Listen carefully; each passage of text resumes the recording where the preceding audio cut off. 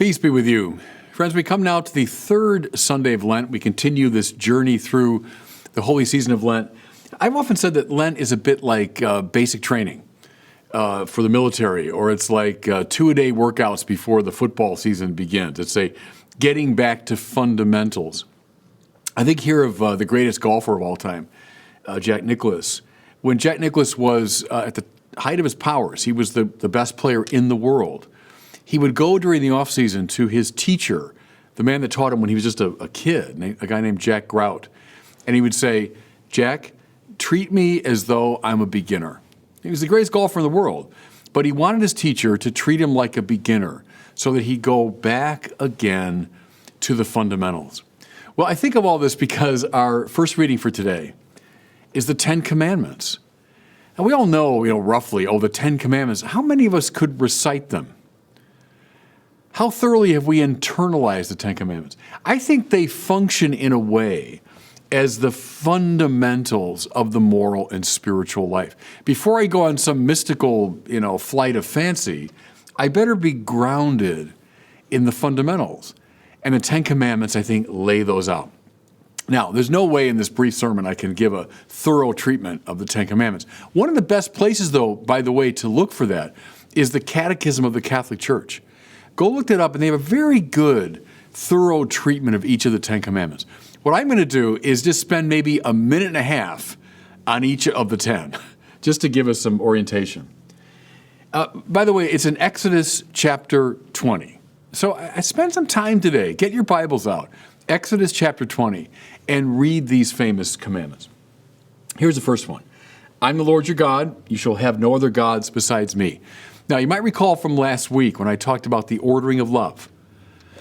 We love God first, and then everything else for the sake of God. We must not worship anything else. That's the point. If I'm making anything else the highest love of my life, then my spiritual life is off kilter. This is why this first commandment is the most important. It's the most basic of all of them. What or whom do you worship? There's no more fundamental spiritual question. And the commandment here is God alone, no competition, no gods beside him. I love the little corollary. For I, the Lord your God, am a jealous God. Don't read that, please, as God falling into some kind of snit. God doesn't have feelings and doesn't go in and out of emotional states. What's being communicated there is God, for our good, brooks no opposition. He won't allow us. He doesn't want us to fall into the worship of anything less than what is actually the highest good. He's a jealous God. Okay, second commandment. You shall not take the name of the Lord your God in vain. Now, probably everyone who reads that thinks, well, then don't swear. Don't, use God's name in a kind of irreverent way. And fine, I think that's true. And I would strongly recommend that we not do that. But within the ancient context, it probably had this sense of not using God's name in a sort of incantatory way or as a sort of spell. The point being, we are not in a position ever to manipulate God. Don't think that God is there to kind of take care of our little needs and hang-ups. No, it works the other way. We exist for God. We owe our lives to God. Our lives aren't about us. They're about God and what God wants to do for us and through us. So don't use the name of the Lord your God in vain is a way of saying, don't think you're ever in a position to manipulate God. No, you become God's servant. Third commandment, derived from the first two, of course. Remember to keep holy the Sabbath day. It's one thing, everyone, to say, oh yeah, God, center of my life. Oh yeah, God's the highest love of my life. Absolutely. Yeah, show it. I mean, do you instantiate that in your life, in your behavior? Does that show up? Does it look like something? Well, this commandment, make holy the Sabbath, set aside a day when you are going to worship God, not as an abstraction, but through a concrete set of behaviors. I think often about this, everybody. I'm old enough to remember when the Sabbath day in our country really was a distinctive day. It wasn't just another day of the weekend, like just another Saturday. No. Sunday had its own unique texture. Almost everything, I remember these days clearly, it was closed on Sunday. The idea was because you're meant to go to church. You're meant to set aside your ordinary concerns and devote yourself to God on that day. The very fact that that's faded away, that this commandment is not being honored.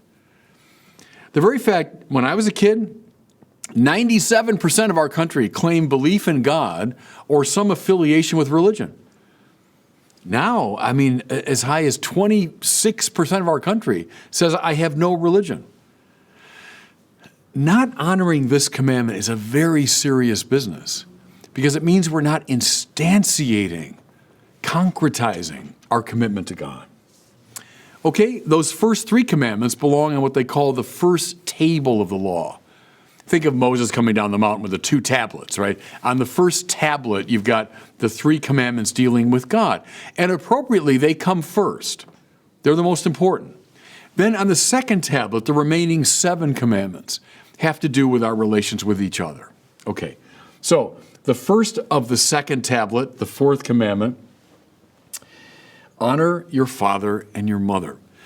Now, does it have to do with these very particular people that gave rise to us? Yeah, we are indeed meant to honor our father and mother, those who gave us life. Yes, we owe them, in a sense, everything. And so this great loyalty and devotion to our parents, yes, that's a basic command. But the church has always taken this in a somewhat broader sense, too. The honor that we owe to any authority figure in our life. Think of the honor that a student owes to a teacher, the honor that a player owes to a coach, the honor that a citizen owes to a judge or a political leader. And then even more broadly, the honor that we all owe to the great traditions that gave rise to us. See, what would happen if suddenly all this honoring of authority and tradition evanesced? Our society would collapse. May I suggest, in our society where my rights and my prerogatives and I decide what's true and don't tell me what to do, that's moving into rather dangerous waters. No, honor your mother and father, honor those in authority, honor the great traditions that gave rise to you. Now, I don't mean worship them, and all these things can be flawed, of course, but the basic attitude of respect is appropriately one of the commands of God. 5th commandment, you shall not kill. Our God's a God of life. Right? That's affirmed over and over again, Old Testament and New. Life belongs to God. God gives life. It's God's prerogative alone to take life away. He's the Lord of life. We do not have that prerogative. It's not up to us to decide to end someone's life or end one's own life. Think again, today, sure, it's my prerogative. If I want to, practice euthanasia, I help me commit suicide because I'm the Lord of my life. No.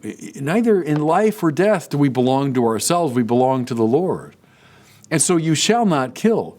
Now, has the church from time immemorial always recognized the legitimacy of self-defense? Yes, it has. So it's not an absolute command. In defense of one's own life, one can take the life of another. But shy of that, it does not belong to us, this prerogative. Now, again, this is sermon for another day, of course, but all the ways in our culture and society that we have arrogated to ourselves a lordship over life. I mentioned euthanasia. Dare I mention abortion?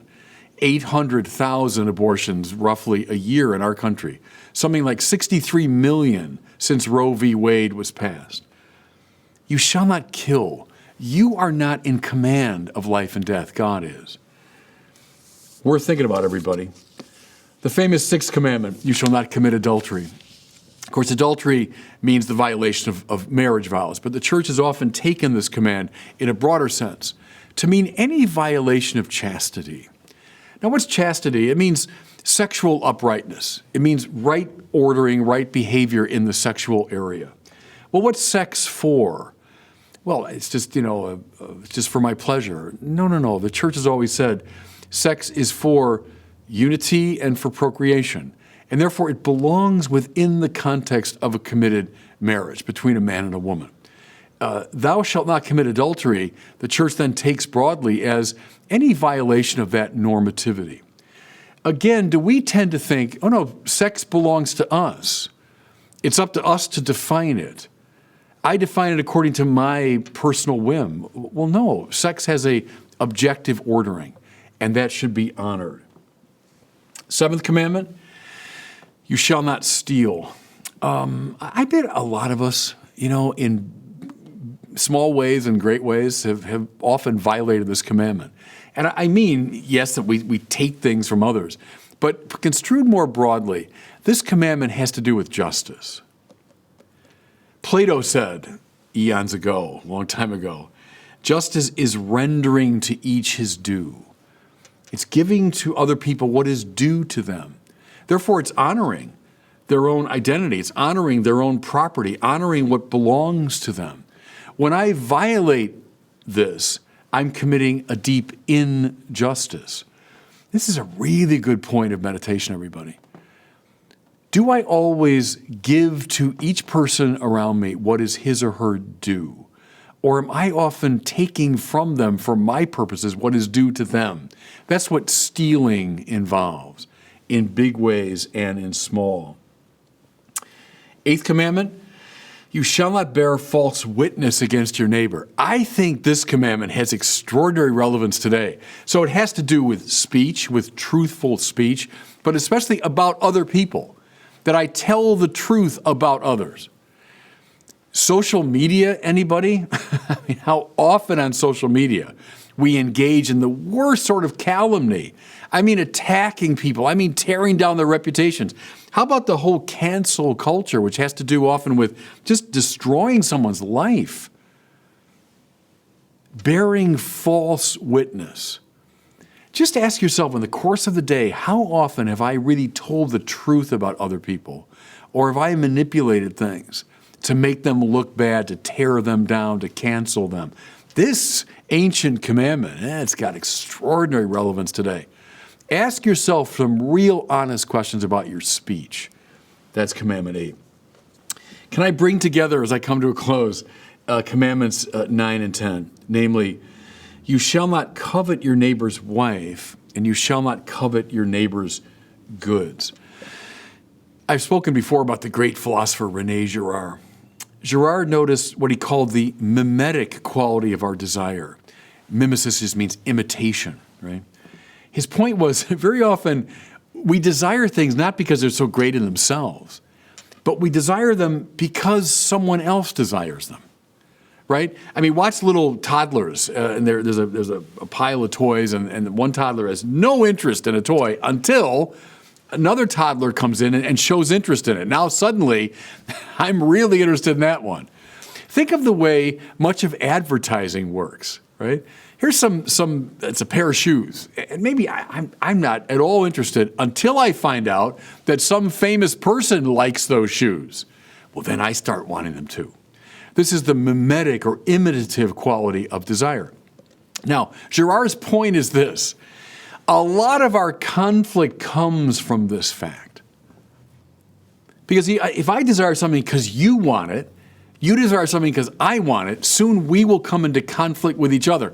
The thing that we're both desiring might be even not that interesting, but we come into conflict because of the mimetic quality of our desire. Well, now look again at this language. Don't covet your neighbor's wife. Don't covet your neighbor's goods. I mean, yes, you want a wife for yourself? Great. You want goods for yourself? Great. But stop desiring these things that other people have. Stop desiring what other people are desiring. That's what leads to so much of our conflict. Nothing wrong with desiring things, but stay out of these mimetic forms of desire that lead to conflict. Okay, I did it. I was pretty close, about a minute and a half for each commandment. Let me close with this. Can I recommend, so as to make this stuff really concrete, don't just take in these words, but rather write down on a piece of paper the 10 Commandments and then use it as an examination of conscience to prepare yourself for your Lenten confession. One of the best things we can do during Lent, everybody, is to go to confession. One of the best ways to prepare is to walk carefully through these 10 commandments and see, how am I doing? And God bless you. Thanks so much for watching. If you enjoyed this video, I invite you to share it and to subscribe to my YouTube channel.